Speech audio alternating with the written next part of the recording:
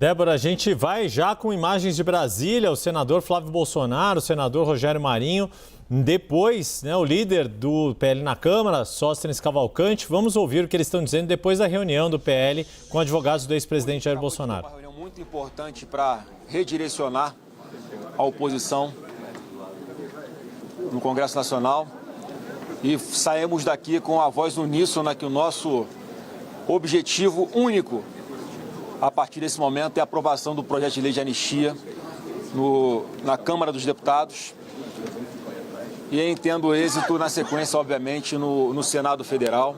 Não abrimos mão de buscar isentar essas punições dessas punições absurdas que estão sendo impostas a pessoas inocentes, ainda mais depois desse último ato, essa decisão de tirar o presidente Bolsonaro da prisão domiciliar com base na intolerância religiosa.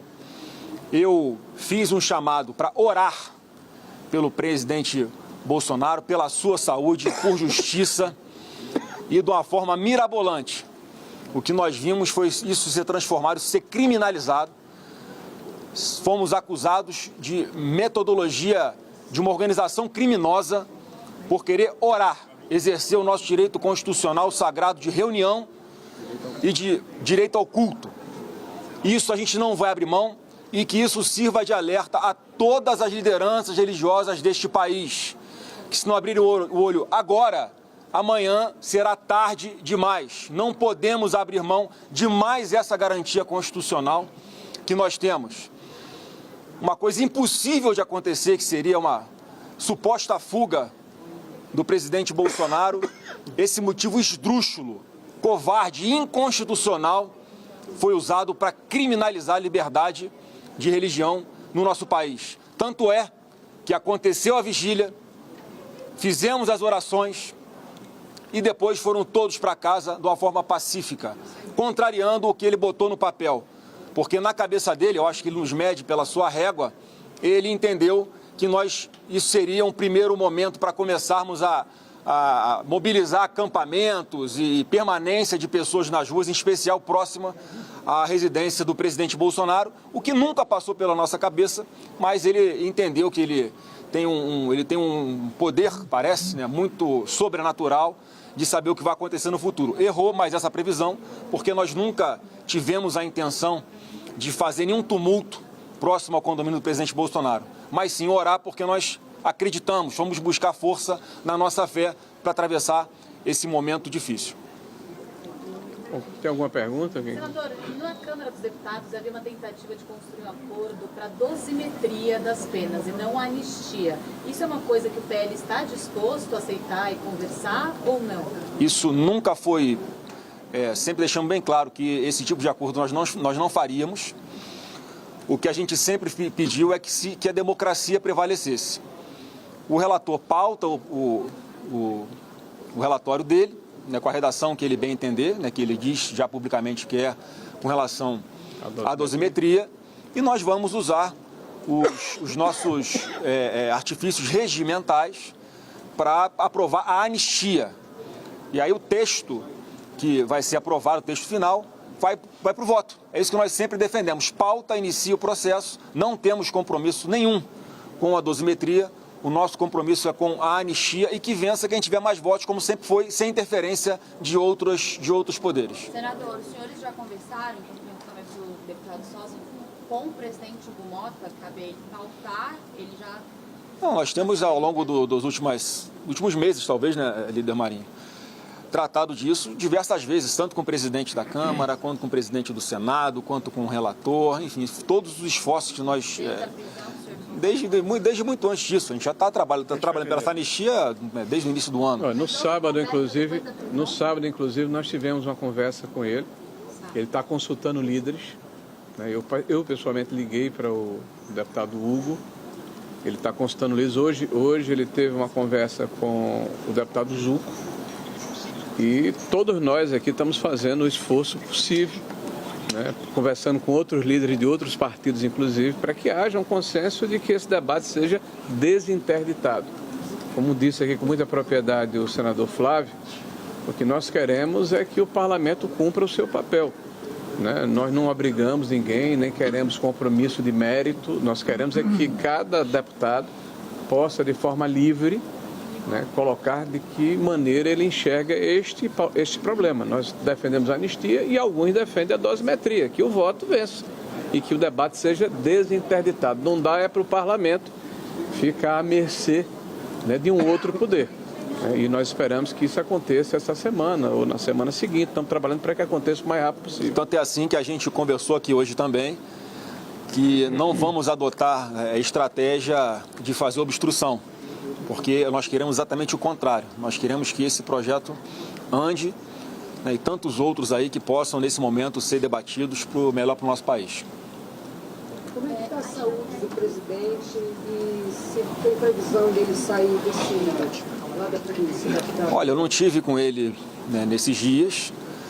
Amanhã eu vou lá visitá-lo, junto com o meu irmão Carlos Bolsonaro, né, para, enfim, eu conversar e saber como é que está, com meus próprios olhos, né, a saúde dele também, e também pegar ali, obviamente, quaisquer orientações que sejam importantes, mas por apenas 30 minutos, né, enfim, é difícil, né, você entender que uma pessoa inocente está tendo um tratamento de presidiário, quando, na verdade, o que nós estamos vendo aqui no Brasil é que o Estado Democrático de Direito virou um grande defunto, morto, enterrado, e nós temos que fazer de tudo para resgatar a democracia no Brasil, porque tudo que foi feito até agora foi completamente à revelia do que diz a Constituição e legislação, né?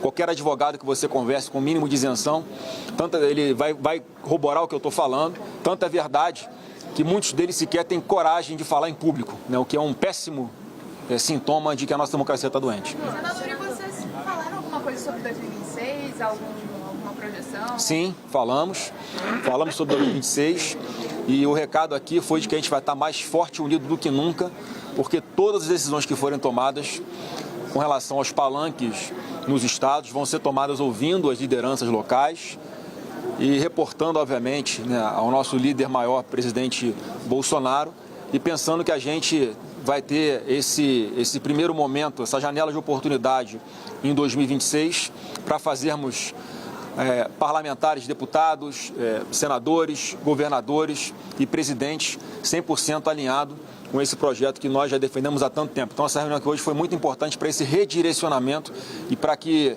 todos aqui compreendessem que não vai ter atropelo nenhum, vai ter muita conversa, diálogo e vamos tomar decisões racionais para buscar a bancada maior ainda de deputados federais e senadores. Qual vai ser a estratégia, então, já que não vai ser a obstrução? O que vocês devem fazer? A estratégia é o que a gente está fazendo com muita conversa, com muito respeito e entendendo que não dá mais para esperar votar essa matéria, seja qual for o resultado. Então, há um entendimento majoritário, inclusive, creio eu, dos presidentes da Câmara e do Senado, que essa pauta tem que ser enfrentada de uma vez por todas. Caso a anistia não seja aprovada. Tem, lógico que tem estratégia, lógico que eu não vou falar com a nossa estratégia. Alguma orientação para apoiadores fazerem atos, protestando contra a prisão, chamamento para manifestações? Não, as pessoas estão se mobilizando espontaneamente por todo o Brasil. Eu acho que, em especial, fazendo vigílias, né, que são atos religiosos de oração, mas sem nenhum comando da nossa parte, pelo menos por enquanto. O que a gente conversou aqui é que a gente vai esperar essa semana agora, terça e quarta-feira, para ver como é que nós vamos enfrentar a pauta no Congresso Nacional e depois a gente reúne de novo para pensar o que vamos fazer, se vamos para essa linha. O senhor colocou que o ministro Moraes se baseou na questão da vigília para decretar a prisão, mas também ele colocou a questão da violação da tornozeleira. Qual a avaliação do senhor em relação a isso? De fato, o que aconteceu sobre essa violação? Está muito claro, acho que para todo mundo, inclusive para a imprensa, que a tornozeleira foi o de menos.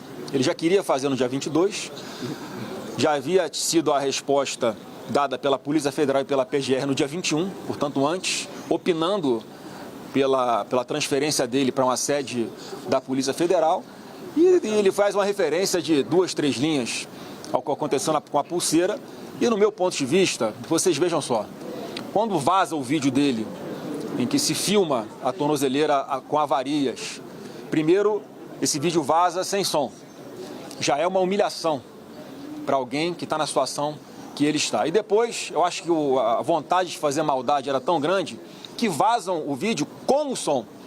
Eu já tinha identificado, inclusive, na televisão, olha, parece ser a perna do meu pai. Aí, quando ouve a voz dele nesse vídeo, eu acho que é um consenso, né? Quem conhece, quem já ouviu a voz dele, quem já conversou, que ele está com a fala completamente alterada, está com a fala arrastada. Isso é conhecido por vários colegas, inclusive da imprensa de vocês, e é verdade. E aí, quando vem um laudo médico provando quais eram os remédios que ele tinha tomado, as circunstâncias e que as consequências médicas são exatamente aquelas que foram alegadas, e ele não está em condições normais ali nem de saber o que está fazendo, o Alexandre de Moraes virou um negacionista, está negando a ciência agora. Agora ele pode negar a ciência, né? Porque ele simplesmente ignorou as provas que foram mais provas que são colocadas, que são a favor do presidente Bolsonaro. Ele simplesmente ignora, finge que não vê ou faz chacota. E foi o que ele falou, dizendo que o Bolsonaro tinha consciência do que estava fazendo, né, sem sequer tomar nenhuma precaução. De consulta o médico do Supremo, conversa com um médico amigo dele, para ver se faz sentido o que a defesa do presidente Bolsonaro colocou de forma técnica, sem politizar no papel, para justificar o que tinha acontecido. E é totalmente plausível aquilo que a defesa do presidente Bolsonaro colocou.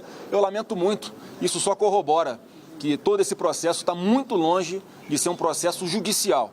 Então, essa armação que acontece para fazer o que estão fazendo com o presidente Bolsonaro, eu acho que o povo está assistindo e uma hora eles vão entender a injustiça que estão cometendo. O senhor tem debate ao Alcolumbre também? O senhor citou, o líder citou que falou com o Hugo Mota. E com o presidente também. Alcolumbre?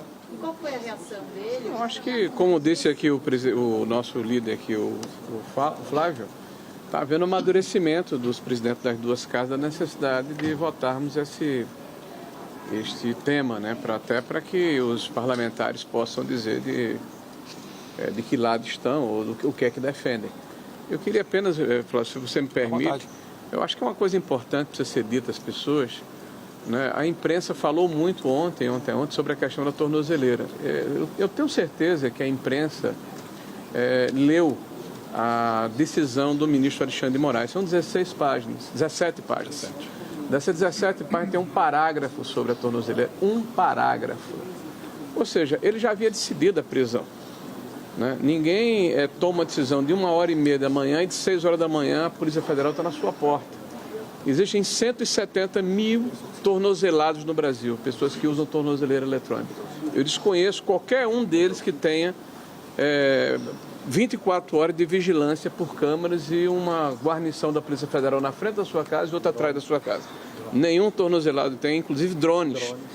Então, o que se acusa o presidente Bolsonaro é de um crime impossível, né? Como é que alguém que o próprio vídeo mostra, né, estava sob efeito de remédios, mexendo na caixa, não na pulseira, né, alegando que havia uma escuta ou coisa parecida, claramente sob efeito de remédios. Essa pessoa com mais de 70 anos, vigiado pela Polícia Federal de um lado e do outro, estava se dispondo a fugir e lembrar que as medidas cautelares que foram impostas foi num outro processo, um inquérito contra o filho Eduardo Bolsonaro. E quando o Ministério Público faz a denúncia, não denunciou o presidente Bolsonaro. E mesmo assim, o ministro Alexandre de Moraes não levantou essas cautelares. Não transitou em julgado o pretenso golpe de Estado, que na verdade nós acreditamos que não aconteceu. Mas mesmo assim não transitou em julgado. E o pior, dentro da sentença, dentro da decisão do ministro Bolsonaro, do ministro Alexandre, ele coloca em vários momentos que a reação dos filhos é patética. Patética é você considerar injusta a condenação do seu pai, ou nós considerarmos injusta a condenação do presidente Bolsonaro, num processo em que claramente a vítima é o juiz, né? Em que não há, na nossa opinião, devido processo legal, em que, pela primeira vez, um ex-presidente da República é julgado diretamente numa turma do Supremo Tribunal Federal, na contramão da jurisprudência que ocorria anteriormente. E essa mudança do foro acontece em março de 2025, quando a ação contra ele foi feita em fevereiro, a denúncia foi feita em fevereiro de 2025 pelo PGR. Por isso que nós votamos contra o PGR, que o PGR, inclusive, entrou com a ação contra o presidente sem a legitimidade da extensão do foro que não havia ainda sido decidida pelo Pleno do Supremo Tribunal Federal. Então, há uma série de problemas que precisam ser levados em consideração. Então, quando se diz que o presidente Bolsonaro está preso de forma injusta, não é só isso, ele está sendo, inclusive, censurado de forma injusta. Há mais de 100 dias se impede que ele fale, se impede que ele se comunique com as pessoas. E agora se antecipa uma pena de prisão, certamente por uma questão que não tem muito a ver com a questão da justiça. Só outro ponto sobre a tornozeleira rapidinho aqui. Olha só, é uma coisa tão lógica, gente. A central lá de monitoramento é avisada que alguém está mexendo na tornozeleira. Eles chegam em casa, Bolsonaro está onde? Dormindo. Dentro de casa, trocam a tornozeleira dele e ele faz o quê? Volta a dormir. Alguém que quer fugir tem esse comportamento? Pelo amor de Deus, é uma forçação de barra sem tamanho. Vocês falam sobre estratégias, isso passa também de organizar a estratégia da oposição. Os senhores discutiram alguma coisa sobre a sabatina do Jorge Messias para a vaga do STF? Se há algum posicionamento da oposição nesse momento? Nós estamos no mesmo lugar que sempre estivemos. Nós somos contra o fato de que o presidente da República indique um advogado seu, um amigo seu. Nós queremos que a coerência do presidente Lula ela seja preservada, uma vez que ele não está muito preocupado com isso, nós estamos. Porque por ocasião do debate eleitoral ele disse claramente que não ia indicar nem amigo nem advogado. Mas parece que ele não está muito preocupado com a coerência dele. Nós estamos no mesmo lugar. Claro que nós vamos votar contra a indicação do Jorge Messias. Nós aqui da oposição. Você tem que perguntar aos outros que fazem parte do Senado qual é a posição deles. Senador, nós temos aí 2 escândalos, 3, nós vamos falar INSS, o Banco Master, e de repente o Banco Prêmio Presidente. O senhor não acha que isso tem alguma coisa a ver para abafar essa situação? Pois é, eu acho que é importante que nós tenhamos a consciência de que o Brasil, na época do PT, e é um DNA do partido, está voltando com as mesmas práticas, normalmente com os mesmos personagens, e nós sabemos qual é o final dessa história, né? Se gastar sem se preocupar com o que se arrecada, se aparelhar a máquina pública, os escândalos recorrentes. Então nós esperamos que a própria imprensa e a sociedade se debrucem sobre esses temas que de repente deixaram de ter a atenção da imprensa, né? E escândalos do vulto da questão do roubo de 8 milhões de aposentados, né? A questão ligada ao Banco Master, que sem dúvida nenhuma tem desdobramentos aí com vários personagens importantes da República. E eu acho que, em algum momento, isso tem que voltar à tona. Somado com a questão dos Correios, né, que isso é um escândalo de proporções gigantescas. Aliás, este governo tem se notabilizado por sempre se superar, né, e o pior que se supera da pior forma possível, com um escândalo recorrente depois do outro. Além da anistia, os senhores também vão se debruçar para tentar o impeachment do ministro Alexandre de Moraes, ou isso já saiu de pauta e o foco será a anistia? Não, um passo de cada vez. A gente está tratando da anistia, estamos com foco na anistia. É óbvio que a população já sabe, né, o que uma parte do Senado pensa sobre esse assunto. E é óbvio que, como eu sempre alertei desde lá de trás, esse vai virar um assunto para 2026, para a política. Eu acho que uma grande parte dos eleitores vai acabar votando, querendo saber a posição do candidato sobre esse assunto, o que é lamentável. Lamentável porque eu não sei até quando haverá essa espécie de procuração que é dada, né, por uma parte ao Alexandre de Moraes, para ele continuar fazendo o que está fazendo. Isso tem que ter um limite em algum momento, né? E se a gente agora tem essa cabeça, esse foco, que o nosso objetivo único agora é a anistia. Você disse que vai, ao longo dessa semana, observar como é que vai ser. Então, a previsão é na semana que vem tentar tratar de anistia? Ou Não. Nós estamos tratando todos os Não, dias. isso foi com relação a possíveis, me perguntaram sobre vigílias aqui, alguns atos, a gente Vamos aguardar essa semana para o que vai acontecer essa semana. Esperamos que seja pautado essa semana. Aí a gente volta para avaliar. Já nessa semana, então. Estamos trabalhando para isso. Mas é o projeto de pauta de amanhã, na reunião de líderes de amanhã? Provavelmente o nosso líder sócio vai estar presente, juntamente com o líder Zucco, né? É só a pauta que nós temos desde fevereiro. E os senhores alinharam alguma estratégia nas redes sociais, algum tipo de pressão nesse sentido, visando ali também pressionar os presidentes das duas casas? Como é que... Isso aí, assim, estamos fazendo a nossa parte, como sempre foi. A população, graças a Deus, nós temos ainda a internet parcialmente livre e a população se manifesta da forma que bem entender, não precisa de direcionamento nenhum da nossa parte. E, mais uma vez, gente, é óbvio que estratégias nossas, o que a gente vai fazer, como vai fazer, a gente não vai ficar falando em público aqui. Foi uma coisa que eu conversei, inclusive, lá dentro com todo mundo. É um assunto que a gente tem que tratar com muito mais atenção para que, obviamente, quem tem os interesses contrários ao nosso não fica alerta de nada. Só uma questão aqui em relação a essa pergunta, e ajudando aqui o nosso líder. A preocupação é que toda cobrança, que é absolutamente normal e republicana, ela seja feita com respeito, né? Ninguém propõe desqualificação de ninguém. Tá? Os senhores já falaram com a Lina Força sobre o texto?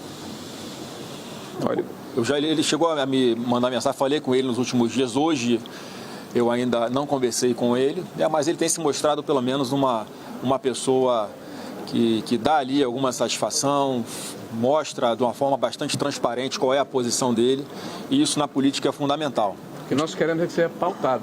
É isso. Como foi a participação da ex-primeira-dama na reunião? Ela esteve com o ex-presidente, ela passou alguma mensagem dele para essa reunião, ela falou alguma coisa sobre isso? Ela deu o depoimento dela de esposa, de sofrimento ali que está sendo para todos nós. Isso não é novidade para ninguém. E falando da rotina dela, de ter ali que preparar as coisas, de ir lá, de dar um carinho, a preocupação dela em relação à saúde dele, porque ela fez o relato dela que em várias noites a preocupação dela era o presidente Bolsonaro em função ali dos soluços broncoaspirar, enfim, o que venha do estômago dele.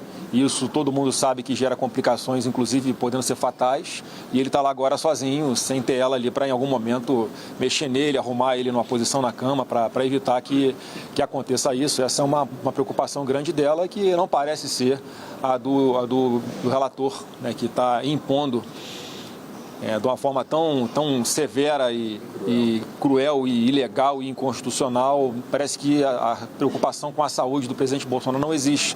Então ela manifestou aqui muito a preocupação dela com essa parte em especial. E a alimentação e atendimento médico ali, como é que está, senador? Pô, eu não tinha, mais uma vez, eu vou estar com ele amanhã, se Deus quiser, né? A Michelle podia falar mais sobre qual foi a impressão dela quando chegasse lá. Mas assim, a preocupação é isso, ele está dentro de um local fechado sozinho. Então se acontece alguma coisa que ele está inconsciente, não vai ter ninguém que possa acudi-lo, né? Pode ser tarde demais para acudi-lo. E a responsabilidade vai ser só de uma pessoa se isso acontecer, porque está todo mundo avisado, os médicos já avisaram, já provaram que ele tem comorbidades, ele tem problemas de saúde, a saúde dele nunca mais foi a mesma depois da facada por um integrante do PSOL.